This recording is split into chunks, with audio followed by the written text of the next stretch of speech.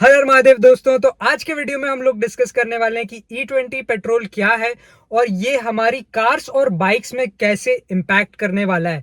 Last में मैं कुछ क्वेश्चंस है मेरे गवर्नमेंट से, उसके बारे में भी डिस्कस करने वाले हैं। तो वीडियो को शुरू करने से पहले मेक श्योर आप सब्सक्राइब कर लें चैनल को ऐसे ही वीडियोस के लिए। और चलिए वीडियो को शुरू करते हैं। तो गाइज मैंने सारे जो पॉइंट्स हैं जो भी डिस्कस करने हैं वो यहाँ पे नोट कर लिए हैं सारे रिसर्च करके। और सबसे पहले हम लोग बात करने वाले हैं कि ये E20 पेट्रोल होता क्या है और इसके फायदे क्या हैं और इसको क्यों लाया जा रहा है इंडिया में, सरकार इसको क्यों लेकर के आ रही है। तो पहली चीज E20 फ्यूल होता क्या है। तो बेसिकली पहले क्या बिकता था, E0 बिकता था। पेट्रोल 100% पेट्रोल आपको मिलता था। अभी क्या है कि जो एथेनॉल है इसमें मिक्स करा जा रहा है पेट्रोल में, और जो E20 है उसमें बेसिकली 20% एथेनॉल मिक्सड है और 80% पेट्रोल है। ठीक है। और एथेनॉल क्या होता है, बेसिकली एथेनॉल शुगर केन से बनता है और इसमें वाटर का भी यूज होता है इसको बनाने की प्रोसेस में। तो इसके फायदे की भी बात करते हैं कि गवर्नमेंट इसको लेकर के क्यों आ रही है। इस पहला रीजन ये है कि गवर्नमेंट इसको लेकर के इसलिए आ रही है क्योंकि ये शुगर केन से बनता है। ठीक है। अब शुगर केन की खेती में इंडिया जो है वो नंबर 2 पे आता है। ठीक है। तो इसकी वजह से हम लोग की डिपेंडेंसी ना क्रूड ऑयल पे कम होगी इसकी वजह से। ठीक है। और दूसरी चीज ये कि इसमें फार्मर्स का बेनिफिट होएगा। सीधी सी बात है, अगर हम लोग शुगर केन से फ्यूल बना रहे हैं, शुगर केन का यूज कर रहे हैं इतना अच्छी तरीके से, तो फार्मर्स का सीधे सीधे इसमें बेनिफिट होएगा, उनकी इनकम बढ़ेगी, उनके लिए बेटर रहेगा, है ना। अब तीसरी चीज क्या है, फ्यूल।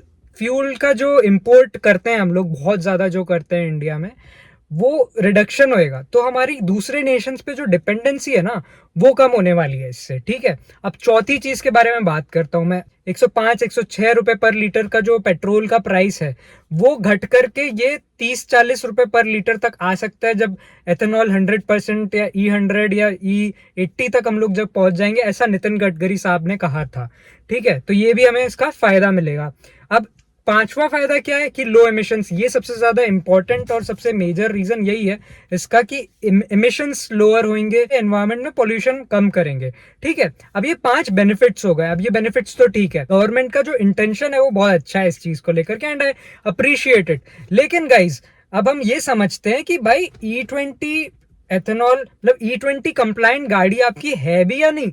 अब ये बेनिफिट्स तो बहुत बढ़िया है अपने लिए, लेकिन यार इसके लिए E20 इथेनॉल E20 कंप्लायंट गाड़ी होनी भी तो चाहिए, वरना तो दिक्कतें होंगी। तो गाइस आपको अगर ये जानना है कि आपकी गाड़ी E20 कंप्लायंट है कि नहीं, तो इसका सिंपल सा तरीका ये है कि अगर आपने गाड़ी 2023 के अप्रैल या उसके बाद में खरीदी है तो आपकी गाड़ी इथेनॉल कंप्लायंट है, और 2023 के अप्रैल के पहले यानी मार्च और उसके पहले खरीदी है तो आपकी गाड़ी E20 कंप्लायंट नहीं है। तो बेसिकली सीधी सीधी बात यह है कि गाइज आज के टाइम में 80-90% गाड़ियां जो सड़क पे चल रही हैं वो सारी ही गाड़ियां E20 कंप्लायंट नहीं है। तो इससे डेफिनेटली अगर आपकी गाड़ी में फ्यूल डाल रहे हो जो E10 कंप्लायंट गाड़ी है, ये E5 या E0 कंप्लायंट गाड़ी है, उसमें अगर आप E20 फ्यूल डालेंगे तो प्रॉब्लम तो होनी होनी है। तो अब समझते हैं कि भाई अगर हम E5 E10 या उससे कम वाली गाड़ियों में E20 फ्यूल डालते हैं तो उसका क्या नुकसान हमें होने वाला है, तो इसके बारे में हम बात करते हैं। ठीक है। तो इस पहली चीज ये है कि जो E20 है ना, ये basically this is made up of sugar cane and water as well. So इसको वाटर और शुगर केन मिक्स करके और भी चीजें मिक्स करके बनाया जाता है। तो बेसिकली क्या होता है ना कि जो पेट्रोल नॉर्मल पेट्रोल होता है ना, उसमें बहुत ल्यूब्रिकेशंस होते हैं, उसमें बहुत अच्छा पावर भी मिलती है और बहुत अच्छा ल्यूब्रिकेंट की तरह भी काम करता है वो इंजन के लिए। लेकिन ये जो है ना, इसमें आपका पानी भी मिला हुआ है और ऐसी चीजें मिली हुई जिसकी वजह से जो गाड़ी का इंजन है उसमें कोरोजन आने लगता है, गाड़ी के इंजेक्टर्स हैं इन सब चीजों में भी कोरोजन आने लगता है, जिसकी वजह से भाई गाड़ी का इंजन तो गाड़ी का दिल ही होता है ना, मतलब वो तो सबसे ज्यादा इंपॉर्टेंट पार्ट है। सबसे ज्यादा अगर खर्चा किसी गाड़ी में होता है तो वो इंजन के, अगर इंजन खुलता है तभी होता है ना। तो अगर इंजन में कोरोजन आने लग जाता है तो गाइस ये बहुत ही बड़ा, मतलब ऐसी चीज है ना कि बहुत ही प्रॉब्लम वाली चीज हो जाएगी। E20 वाला फ्यूल डलवाएंगे ना ऐसी गाड़ी में जो E20 कंप्लायंट नहीं है, तो उसमें इंजन में बहुत सारी प्रॉब्लम्स, जो चाहे वो जंग लगना, कोरोजन होना हो गया हो, या फिर उसमें रबर्स या प्लास्टिक के पार्ट्स में प्रॉब्लम आनी शुरू हो जाएगी, वो सारी प्रॉब्लम्स शुरू हो जाएंगी आपको। दूसरी चीज मैं आपको बता देता हूँ, क्या क्या चीजें डैमेज होंगी। इंजेक्टर्स हो गए, फ्यूल पंप हो गया, गैसकेट हो गई, रबर के पार्ट्स हो गए, ये सारी चीज़ों में ना बहुत प्रॉब्लम्स आने वाली है। इनके मेंटेनेंस में इनको बार बार रिप्लेस करवाना पड़ेगा। और आप तो जानते ही हैं इंजेक्टर्स कितने महंगे पड़ते हैं, 50-50, 60-60 हज़ार, कुछ कुछ गाड़ियों के 2-3-4 लाख के भी आते हैं इंजेक्टर्स। तो यानी कि ये बहुत ही महंगा खर्चा करवाने वाला है अगर आप E20 वाला फ्यूल अपनी E10 या उससे कम वाली कंप्लायंट गाड़ी में यूज करते हैं तो। अब तीसरा नुकसान मैं आपको बता देता हूं कि माइलेज, जो लोग खुद भी बता रहे हैं कि माइलेज में भी ड्रॉप आपको आएगा। तो यानी कि आपका जो खर्चा है वो 10-15% वहां भी बढ़ गया माइलेज, क्योंकि आपको 10 से 15% या उससे ज्यादा भी कम मिलना चालू हो जाएगा जब आप E20 पेट्रोल अपनी E10 या उससे कम वाली गाड़ी में डलवाते हैं तो। ठीक है, अब चौथा मैं आपको बताता हूं। अब माइलेज के साथ साथ में जो परफॉर्मेंस मिलती है ना, जो 100% पेट्रोल होता है, वो उसमें परफॉर्मेंस बहुत अच्छी मिलती है गाड़ी को, क्योंकि वो अच्छे से बर्न हो पाता है, गाड़ी उसको अच्छे से, इंजन उसको अच्छे से बर्न कर पाता है और पूरी पावर उसमें से ले पाता है। लेकिन इसमें 80% ही है वो, तो कहीं ना कहीं परफॉर्मेंस में भी आपको इसमें दिक्कत आनी शुरू हो जाएगी। अब ये भी बहुत बड़ी चीज है गाइस, ये भी बहुत बड़ी चीज है। अब आपने इतनी मेहनत करके अपने हार्ड अर्न मनी से, खून पसीने की मेहनत से आपने एक गाड़ी खरीदी 3-4 साल पहले, जो कि 3-4 साल कुछ भी नहीं होते हैं एक गाड़ी के लिए, और उस गाड़ी में ही ये प्रॉब्लम आना शुरू हो सकती है because of this rule by the government of India.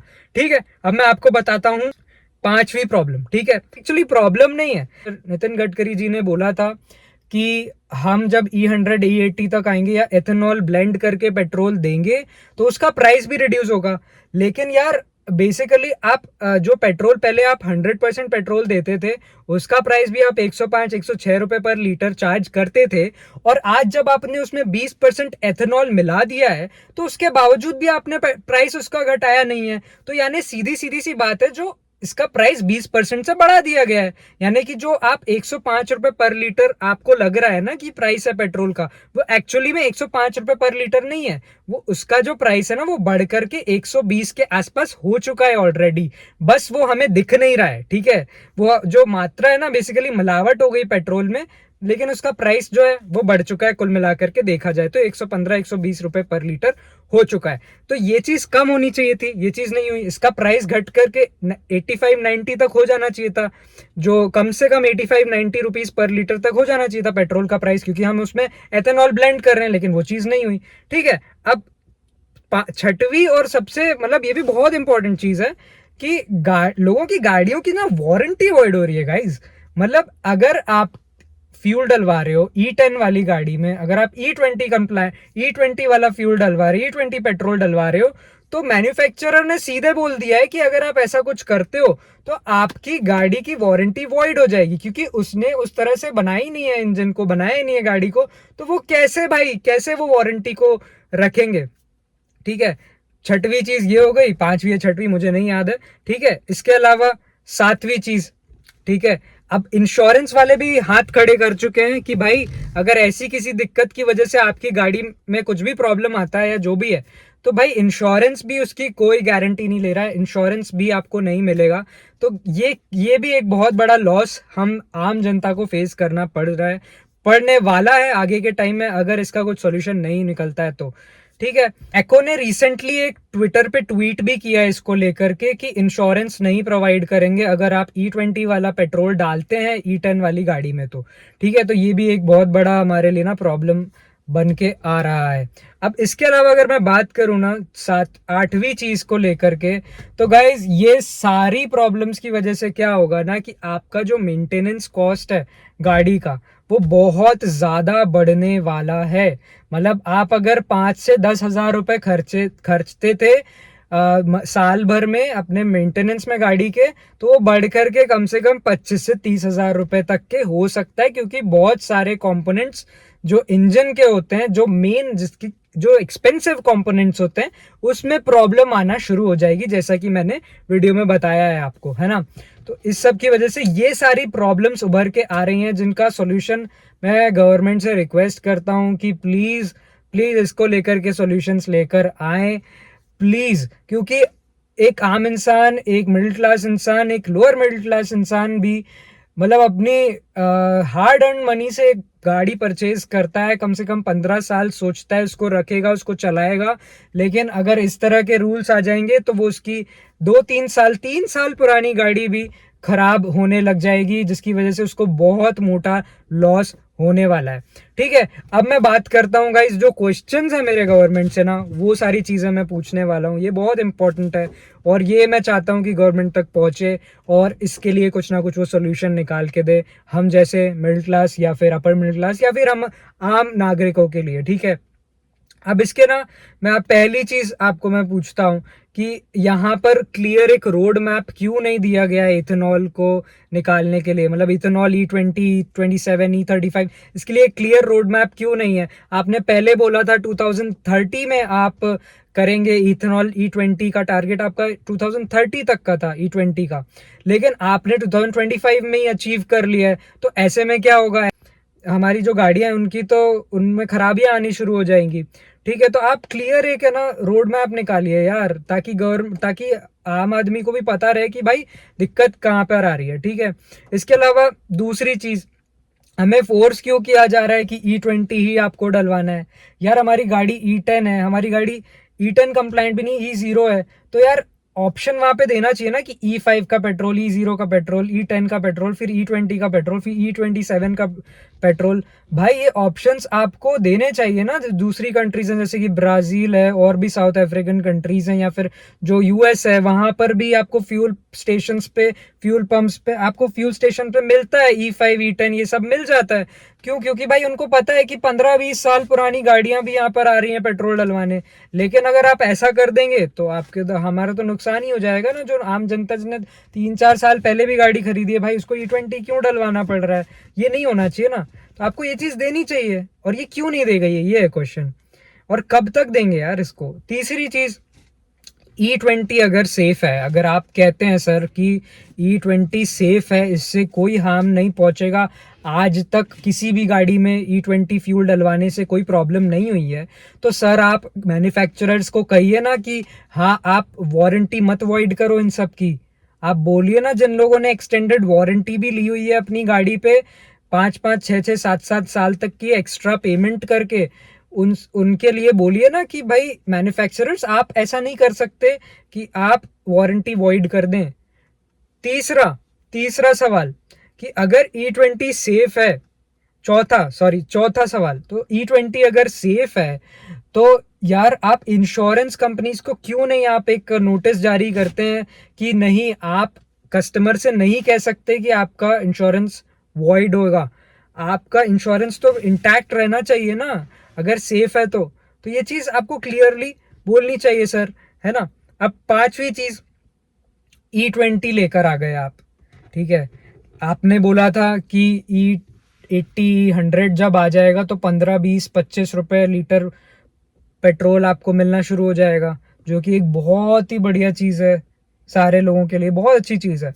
लेकिन आप E20 जब अचीव कर चुके हैं तो आपने तो 20% रिजल्ट, 20% आपने 20% छोड़ो, आपने 10% भी प्राइस को नहीं गिराया अभी।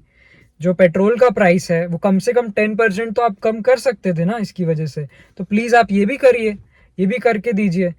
छठवीं चीज़ जो ये है, जो आज 80-90% कार्स हैं वो E20 कंप्लाइंट नहीं है, ये तो सरकार जानती, सभी लोग जानते हैं। और उसमें उनमें प्रॉब्लम आएंगी, तो उनमें प्रॉब्लम आएंगी तो आम आदमी जाएगा किसके पास सर? वो किसके पास जाके बोलेगा कि भाई मेरी गाड़ी तो मैंने 3 साल पहले खरीदी थी, ये प्रॉब्लम आ रही है, ये तो गलत चीज़ है। किसी के पास जा ही नहीं सकता, क्योंकि मैन्युफैक्चरर के पास जाएगा, वो बोल देगा कि भाई हम कुछ नहीं कर सकते, आपको ये बदलवाने पड़ेंगे, 1 लाख 2 लाख का खर्चा है। वो सोचेगा भाई 3 साल पहले गाड़ी ली थी, अब क्या 1 लाख 2 लाख का खर्चा? और अगर यही सब चीजें चलती रही तो एक आदमी गाड़ी खरीदेगा ही क्यों? और अगर गाड़ी नहीं खरीदेगा तो रोड टैक्स हो गया, GST हो गया, सेस हो गया, और भी जितने भी टैक्स आपको मिलते हैं एक गाड़ी के खरीदने पे, एक गाड़ी के थ्रू, तो सर आपको वो मिलना ही बंद हो जाएंगे ना। तो सरकार का तो इसमें नुकसान ही है। दूसरी चीज, गाड़ी नहीं खरीदेगा बंदा तो पेट्रोल नहीं डलवाएगा, पेट्रोल नहीं डलवाएगा तो उस पे जो टैक्स मिलता है गवर्नमेंट को, गवर्नमेंट के रेवेन्यू में जो ऐड होता है वो भी तो घट जाएगा ना। ये चीज भी आपको सोचनी चाहिए। ठीक है। इसके साथ साथ में सातवीं मेरी ये क्वेश्चन है गवर्नमेंट से कि आज अगर कोई न्यू गाड़ी ले भी लेता है जो E20 कंप्लायंट है, ठीक है, E20 की कंप्लायंट है, आज जो गाड़ी बिक रही है वो ज्यादातर मैन्युफैक्चरर्स E20 कंप्लायंट गाड़ी ही बेच रहे हैं। ठीक है, मैं गया आज मैंने गाड़ी खरीद ली, चलो E20 आ गया, अब पुरानी गाड़ी निकाल लेते हैं, अब नई गाड़ी खरीद लेते हैं। लेकिन फिर वही बात, E27 आप लेकर के आ रहे हो 2 साल में, फिर क्या होगा? फिर आप उसको मैंडेटरी कर देंगे। तो ऐसे में तो फिर वापस से जो आदमी आज भी गाड़ी खरीद रहा है वो उसका तो मतलब ही नहीं रहा ना, फिर कोई मतलब नहीं रहा। तो उसको भी नुकसान होएगा फिर 2-3 साल 4 साल चल करके। तो ये सारी क्वेश्चंस हैं और प्रॉब्लम्स हैं जो हमें फेस करनी पड़ेंगी। और अगर सरकार ने कुछ नहीं किया तो मैं रिक्वेस्ट करता हूँ गवर्नमेंट से कि प्लीज़ आप इसके लिए सॉल्यूशंस जल्द से जल्द लेकर के आएँ। और मैं गाइज आपको कुछ 2-3-4 टेम्पररी सॉल्यूशंस बताने वाला हूँ जिसको आप यूज़ करके शायद से, बेसिकली सॉल्यूशन नहीं बोलूँगा, मतलब इसके लिए क्या किया जा सकता है यही बोल सकता हूँ मैं अवॉइड करने के लिए। तो पहली चीज़ है गाइज कि आप एक एडिटिव यूज करना शुरू कर दीजिए। इससे शायद हो सकता है कि ल्यूब्रिकेशन प्रॉपर्टीज जो हैं वो इम्प्रूव होंगी पेट्रोल में मिला करके जब आप एड ऑन डालते हैं तो उससे परफॉर्मेंस भी अच्छी होती है और आपके जो इंजेक्टर्स हैं, जो इंजन है, सारी चीज़ों की लाइफ इम्प्रूव होती है ल्यूब्रिकेशन अच्छा होने की वजह से। आप थोड़ा सा एड ऑन्स मिला करके पेट्रोल में डालना शुरू कीजिए। इसके साथ साथ एक और पॉइंट ये है कि आप XP95 तो मैं नहीं बोलूँगा क्योंकि उसमें भी 20% पेट्रोल है, 20% एथेनॉल मिला हुआ है। लेकिन लेकिन आप अगर अफोर्ड कर सकते हैं, मतलब ये भी बहुत मूर्खता वाली बात है कि मैं आपको ये सजेस्ट कर रहा हूँ कि आप XP100 जो कि 160 रुपये पर लीटर का फ्यूल आता है वो डलवाइए, उसमें 100% पेट्रोल आपको मिलेगा। लेकिन ये इतना महंगा है ना गाइस कि हम जैसे जो आम लोग हैं वो लोग अफोर्ड नहीं कर पाएंगे। अगर आपके पास में बहुत पैसा है, हजारों करोड़ का पैसा रखा हुआ है, खूब पैसा है, तो आप आराम से इसको डलवा सकते हैं और आप में से कोई है तो वो ये सोल्यूशन डेफिनेटली कर लेगा, है ना। इसके अलावा गाइस दूसरी चीज ये, गाड़ी अपनी यूज करने से थोड़ा सा आप बचें।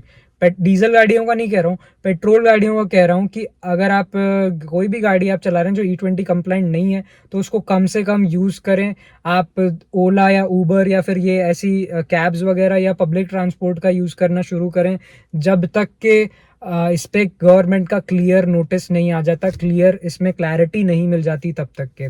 तीसरी चीज गाइज मैं ये बात करना चाहूंगा कि आप अगर कोई गाड़ी खरीदने का सोच रहे हैं आज की तारीख में 2025 में 2026 में, तो मैं आपको यही कहूंगा कि कुछ टाइम के लिए पोस्टपोन कर दीजिए आपका प्लान। क्योंकि जब तक के क्लियर नहीं पता चल जाता है गवर्नमेंट का क्या प्लान रहने वाला है, जैसे E27 भी आने वाला है 1-2 साल के अंदर, तो अगर E27 लेकर के आ जाते हैं तो आपकी E20 गाड़ी जो आप आज खरीदेंगे उसमें भी आपको प्रॉब्लम आना शुरू हो जाएगी 1-2-3 साल के बाद में।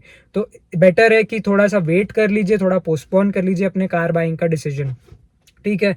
इसके साथ साथ में चौथी चीज मैं ये कहना चाहता हूँ, जिनको लेनी ही है गाड़ी ना, अगर आपने सोचा कि यार नहीं मेरे को लेनी है गाड़ी, यार मेरे को तो चाहिए, नीड है मेरी, तो आप ले लो। लेकिन लेट्स से अगर आप 15-20 लाख के बजट को लेकर के चल रहे थे ना, तो उसको कम करके 6-7 लाख के बजट पे आ जाओ और अभी छोटी गाड़ी खरीद लो, उसी में ही आपका फायदा रहेगा। क्योंकि जब तक के गवर्नमेंट आपको बता नहीं देती, आप 15-20 लाख रुपए लगा दोगे गाड़ी में, फिर वो 3-4 साल बाद खराबी आने लग जाएगी, क्या मतलब रह जाएगा। इसलिए आप थोड़ी सस्ती गाड़ियां खरीदें जो आपका काम पूरा करके दे रही है। मुझे पता है गाड़ियां एक केवल ऐसी चीज नहीं होती है, गाड़ियां जो केवल हम लोग A से B पॉइंट तक के जाने के लिए यूज करते हैं अपनी कार्स, लेकिन अगर आप एक कार एंथुजियास्ट हैं तो केवल आप उस चीज़ के लिए नहीं यूज़ करते हैं, बहुत सारी चीज़ें होती है जिसकी वजह से हम गाड़ियों को प्यार करते हैं, गाड़ियाँ खरीदते हैं।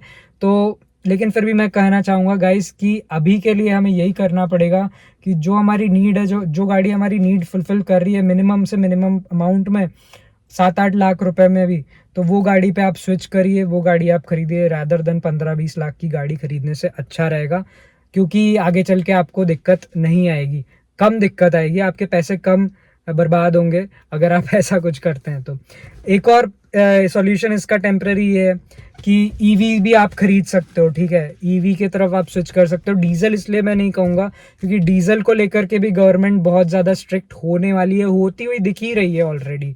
जो 10 साल पुरानी डीजल गाड़ियां हैं उनको लेकर के तो ऑलरेडी चल ही रहा है। इसके साथ साथ में डीजल में भी एक कोई सा प्रोफेनॉल है, मैं यहाँ पे मेंशन कर दूंगा, आईबी प्रूटेनॉल, पता नहीं क्या नाम है उसका, मुझे नहीं मालूम, लेकिन वो भी मिक्स करके 10% आने वाला है। और उसकी वजह से भी जो BS4 वाली डीजल गाड़ियां या और पुरानी है, BS6 की भी जो होंगी ना, उनमें भी प्रॉब्लम्स आना शुरू हो जाएंगी डीजल गाड़ी में, अगर ये चीज़ मैंडेटरी कर दी गई तो मैं डीजल भी आपको रेकमेंड नहीं कर सकता। जो मैं आपको रेकमेंड कर सकता हूँ वो यही है कि आप ईवीज में थोड़ा थोड़ा स्विच करिए। और ईवीज में भी ऐसे बहुत महंगी ईवी मत लीजिए।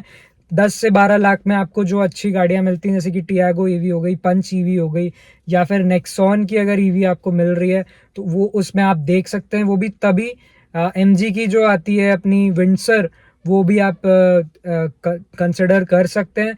वो भी आप तभी करें अच्छे से, रेंज टेस्ट वगैरह जिसका अच्छा रेंज है वही देख करके। सिटी में ज़्यादा यूज़ है तो आप डेफिनेटली ईवी कंसिडर कर सकते हैं। तो गाइज इस वीडियो के लिए इतना ही। अगर मैंने कोई भी पॉइंट मिस किया हो तो प्लीज़ आप नीचे कमेंट सेक्शन में ज़रूर लिख देना, बाकी सारे लोगों को भी हेल्प हो जाएगी। और आपके पास में ऑलरेडी कोई सॉल्यूशन है इस चीज़ का कि भाई इस तरह से हम अपनी गाड़ियों को सेव कर सकते हैं, तो प्लीज़ कमेंट में जरूर लिख देना। मैं पिन कर दूंगा उस कमेंट को, जिससे कि बाकी सारे भाइयों की भी हेल्प हो जाएगी, है ना। इसके अलावा गाइज अगर आपको कोई भी और क्वेश्चन है ना गाड़ी खरीदने से रिलेटेड, तो आप प्लीज कमेंट्स में लिख देना, सारे भाइयों को रिप्लाई मिल जाएगा। तो गाइज इस वीडियो के लिए इतना ही। अगर आपको वीडियो अच्छा लगा है तो मेक श्योर आप लाइक कर देना वीडियो को, चैनल को सब्सक्राइब कर लीजिएगा। Thank you so much guys for watching. Her her Mahadev.